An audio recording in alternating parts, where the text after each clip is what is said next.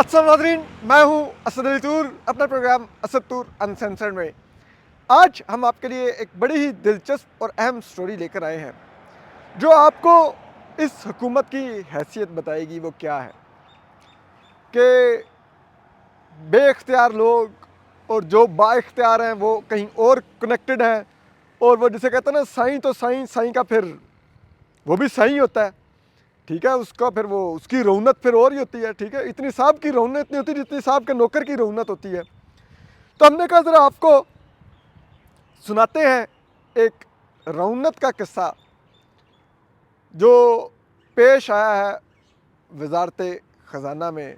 मौसूफ जो वज़ीर ख़जाना है, जो आपको मालूम है, अब ये जो अगर आप इस काबीना को देखें, अब जिसका साइज़ हो गया है, जो भी रिसेंटली तोसी की है वज़ीर आज़म शहबाज शरीफ साहब ने, तो वो काबीना का साइज़ 50 से ऊपर चला गया है, ठीक है।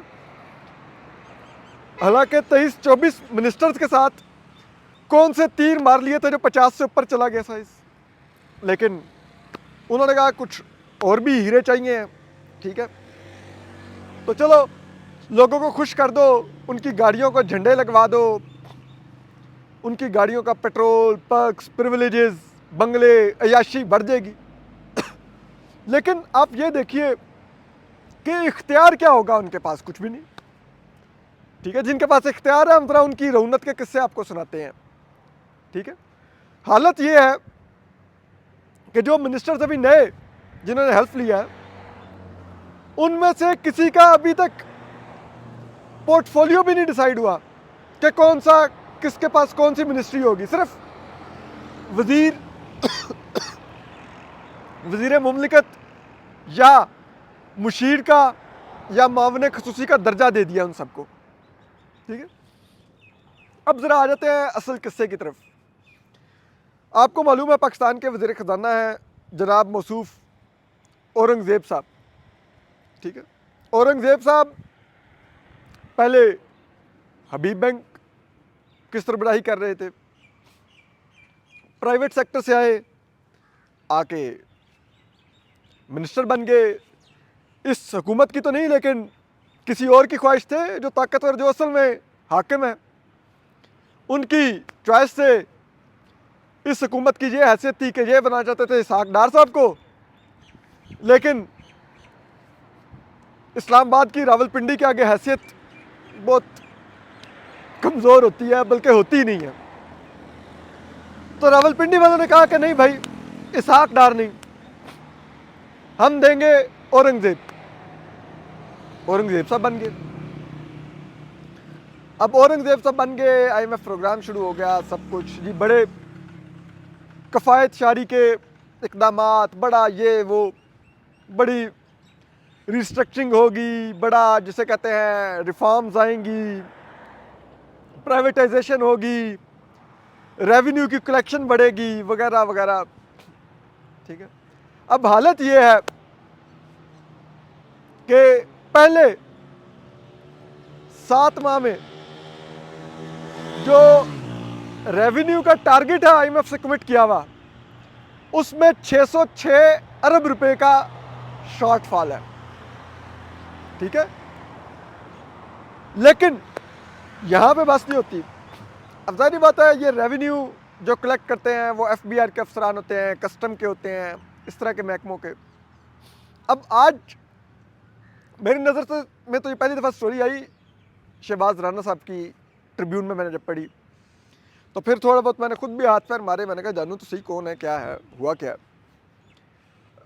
तो वो बड़ी दिलचस्प कहानी है। वो ये है कि आपको मालूम है अभी 2-4 रोज़ कबल जो वज़ीर ख़जाना साहब हैं, वो KP के दौरे पर गए हुए थे, खैबर पख्तूनख्वा के। उधर वो चीफ मिनिस्टर से भी मिले, खैबर पख्तूनख्वा के गवर्नर से भी मिले, ठीक है। अब हम तो देख रहे होते हैं जो सामने कैमरों पर चल रहा होता है, जो खबर रिपोर्ट हो रही थी, लेकिन उस खबर के पीछे भी बहुत कुछ चल रहा होता है। वो असल खबर होती है। वो खबर ये है कि मौसूफ वज़ीर ख़जाना साहब ने जब जो इस हुकूमत के वायसराय हैं पिंडी से यहाँ पर लगाए गए हैं, उन्होंने जब पेशावर जाने का इरादा बांधा तो उन्होंने कहा मैं एक लग्जरी गाड़ी में पेशावर जाऊंगा। अब यकीनन जो उनको बतौर वज़ीर गाड़ी मिली होगी शायद वो उसको उतना लग्जरी नहीं समझते होंगे। तो आपको पता है पाकिस्तान में एक महकमा है कस्टम का, और ये जो बैरून मुल्क से गाड़ियाँ इंपोर्ट होती हैं या स्मगल होकर पाकिस्तान आती हैं, वो पाकिस्तानी शहरी कस्टम क्लियरेंस करवाते हैं, उसका टैक्स अदा करके, उसकी ड्यूटी अदा करके वो गाड़ी अपने नाम लीगल कर लेते हैं पाकिस्तान में। लेकिन बहुत सी गाड़ियाँ होती हैं जो पकड़ी जाती हैं, या तो उनके मालकान ने टैक्स नहीं अदा किया होता या ड्यूटी नहीं अदा की होती, इलीगली चला रहे होते हैं जाली नंबर प्लेटें लगा के, या अभी उन्होंने मुगवाई होती है, स्मगल होकर उन तक पहुंचने के रास्ते में होती है तो कस्टम वाले पकड़ लेते हैं। तो कस्टम के महकमे के पास कई गाड़ियां खड़ी होती हैं नॉन कस्टम पेड जो उन्होंने पकड़ी होती हैं। तो वजारत खजाना का आपको पता है नया नया मातहत दी गई है FBRB, ठीक है, और कस्टम वगैरह सब लोग। तो कस्टम की एक जो कस्टम कलेक्टर हैं इस्लामाबाद की, एक 20वें ग्रेड की ऑफिसर थी, बल्कि है नहीं थी, आयशा नियाज साहिबा, और वो कस्टम डिपार्टमेंट से थी और अभी 4 माह पहले इस्लामाबाद उनकी पोस्टिंग हुई थी। और क्योंकि मैं तो ज़ाहिर बात है फाइनेंस के मैटर्स नहीं कवर करता तो मुझे तो उधर लोगों का नहीं पता होता, लेकिन शहबाज राना साहब खुद एक बहुत वेल रिप्यूटेड जर्नलिस्ट हैं, तो अगर वो किसी के बारे में लिख रहे हैं कि वो बड़ी इंटेग्रिटी वाली खातून थी, खातून ऑफिसर थी, बड़ी वेल रिप्यूटेड जिसे कहते हैं खातून ऑफिसर थी कस्टम कलेक्शन डिपार्टमेंट की, तो मैं तो कम से कम डाउट नहीं कर सकता। तो अब इधर वज़ीर ख़ज़ाना साहब जाना चाहते थे पेशावर, लेकिन लग्जरी बड़ी गाड़ी में क्या मज़ा आए, वज़ीर ख़ज़ाना जा रहा है गाड़ी में, थकावट ना हो, वाइस तरह है ना, थकावट तो नहीं पसंद होती। तो उनके स्टाफ ने कस्टम डिपार्टमेंट को कॉल किया जो स्टोरी के मुताबिक, और वो कॉल इन्हीं खातून ऑफिसर को किया, आयशा नियाज साहिबा को, और उनको कहा कि कोई नॉन कस्टम पेड जो गाड़ी आपके पास खड़ी हुई है लग्जरी, वो दें, वज़ीर ख़ज़ाना साहब ने पेशावर जाना है। तो उन्होंने एक गाड़ी जो नॉन कस्टम पेड गाड़ियाँ उनके पास खड़ी हुई थी, उनमें से एक लग्जरी गाड़ी जो बड़ी गाड़ी बताई जाती है, ठीक है, लाइक शायद कोई लैंड क्रूज़र या लेक्सस या कोई इसी किस्म की होगी, वो उन्होंने भिजवा दी वज़ारत ख़ज़ाना। और ये कहते हैं ज़रा कुछ 6 साढ़े 6 बजे का टाइम था। अब आपको पता है जो वज़रा की गाड़ियाँ होती हैं उनके आगे एक होल्डर लगा होता है साइड पे, जिसमें पाकिस्तान का झंडा लगा होता है। ज़रा बताते हैं कि आयशा नियाज साहिबा को जो मालूम था वो ये था कि उनको जो कन्वे किया गया होगा जो भी, कि ये जो दूसरी गाड़ी नॉन कस्टम पेड ली जा रही है वज़ीर ख़ज़ाना के लिए, ये गाड़ी में वज़ीर ख़ज़ाना शायद सफ़र ना करें, ये उनके प्रोटोकॉल के लिए आगे एस्कॉर्ट करने के लिए यूज़ होगी, ठीक है, एक एक्स्ट्रा गाड़ी के तौर पे। तो उन्होंने कहा ठीक है, लेकिन 6:30 बजे गाड़ी मंगवाने के बाद फिर वज़ारत ख़ज़ाना वाले जो अफसरान होंगे या हो सकता है वज़ीर ख़ज़ाना साहब भी, उनके गाड़ी को देख के उनको बड़ा लगा होगा कि यार गाड़ी तो क्या गाड़ी आई है, ठीक है, इसमें चमचमाती गाड़ी में जब वज़ीर ख़ज़ाना बैठेंगे ना बड़े क्यूट लगेंगे। उन्होंने रात 8 साढ़े 8 बजे इन्हीं खातून ऑफिसर कस्टम कलेक्टर जो हैं आयशा नियाज साहिबा, इनको कॉल की और इनको कॉल करके कहा कि ये गाड़ी में होल्डर नहीं लगा हुआ झंडा लगाने के लिए। तो उन्होंने आगाह किया होगा कि भाई नॉन कस्टम पेड पकड़ी हुई गाड़ी है, कोई वज़ीर की गाड़ी थोड़ी थी कि उसके अंदर होल्डर लगा होगा। तो उनसे फरमाइश की गई कि आप इसमें होल्डर लगवा के दें। अब आपको पता है होल्डर लगता है वर्कशॉप से, ठीक है, वहाँ पे गाड़ी जाएगी, वो होल्डर लगेगा, फिर वो आएगी, झंडा लगेगा, रात 8-9 बजे का टाइम, और स्पेशली जो गाड़ी भी मिनिस्टर की नहीं है, उस गाड़ी में अल्ट्रेशन करना कि एक होल्डर लगाया जाए ताकि मिनिस्टर साहब की ख्वाहिश पूरी हो, ये थोड़ा सा ज़रा होता है। क्योंकि खातून ऑफिसर इंटेग्रिटी वाली थी, वेल रिप्यूटेड खातून ऑफिसर थी, उन्होंने कह दिया कि ये मेरी जॉब नहीं है, मैं होल्डर लगवा के दूं आपको गाड़ी में, ये झंडा फिक्स करवा के दूं, ये आप खुद करवा लीजिए। तो बस वहाँ पर हमें कहा गया कि हम करवा लें, एक हमारी मातहत 20वें ग्रेड की ऑफिसर, हम वायसराय, ठीक है, रौनक को धचका लगा, पता नहीं वजीर मौसूफ की लगा कि उनके स्टाफ की लगा, लेकिन रौनक को धचका लगा, ठीक है। और उसके बाद उसी रात, रातों रात, अभी 4 माह पहले वो इस्लामाबाद में इस पोजीशन पर आई थी, सेम रात को उनको ओहदे से हटा दिया गया और उनको वापस कस्टम डिपार्टमेंट रिपोर्ट करने का कह दिया गया। अब देखें उनको कहाँ की पोस्टिंग देते हैं, वहीं पे ओएसडी बना के बिठा देते हैं, क्या करते हैं। लेकिन आप रौनक का लेवल चेक कीजिए कि एक 20वें ग्रेड की ऑफिसर कस्टम डिपार्टमेंट की, उसको इसलिए ओहदे से हटाया जा रहा है कि वजीर कहता है मेरी गाड़ी को झंडा लगवा के दो।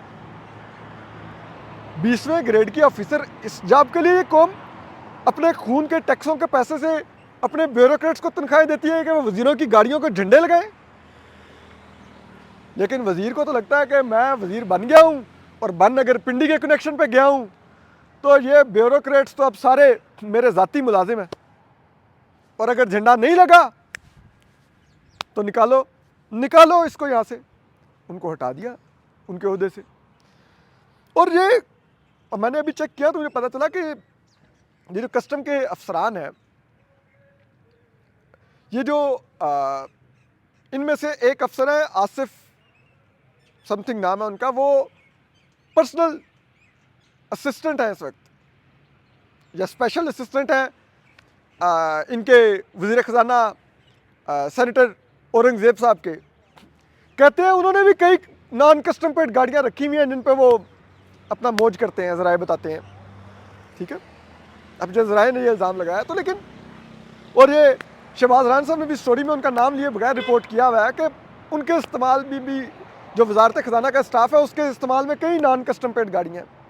हालांकि सुनना नॉन कस्टम पेड गाड़ियाँ तो ऑक्शन हो जानी चाहिए, ताकि ये कौम जिसको आगे 606 अरब रुपए का शॉर्टफॉल है रेवेन्यू में, बजाय इसके कि आप मेरा मज़ीद खून निचोड़ें, आप जो गाड़ियाँ पकड़ी हुई हैं ऑक्शन करके वो पैसा जनरेट कर लें, ठीक है। लेकिन क्या करें, अब वज़ीर ख़जाना साहब आप कहेंगे कि वज़ीर ख़जाना से कौन पूछेगा ये आपने क्या किया।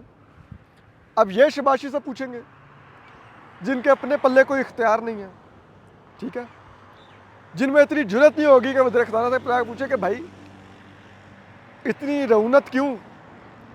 हाँ, उनके काम में प्रॉब्लम होती, बतौर कस्टम ऑफिसर वो परफॉर्म ना कर रही होती तो चलिए हमें समझ आ जाती, ठीक है।